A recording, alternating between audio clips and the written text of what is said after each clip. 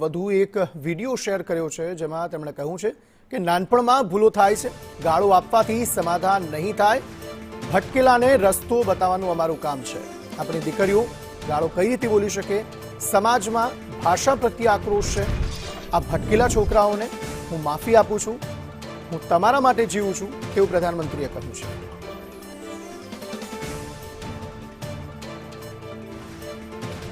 मैं समाज के अंदर जो आक्रोश है उसको भली भांति समझ सकता हूं. एक कल्चरल शॉक है कि हमारी बेटियां इस प्रकार की भाषा कैसे बोल सकती हैं. लेकिन समय है इन बच्चों को गले लगा करके राह दिखाने का. एक गुमराह बच्चे हैं, उनको राह दिखाना हमारा काम है.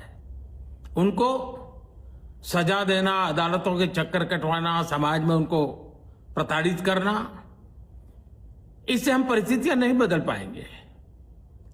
मैं उन्हें माफ करना चाहता हूं.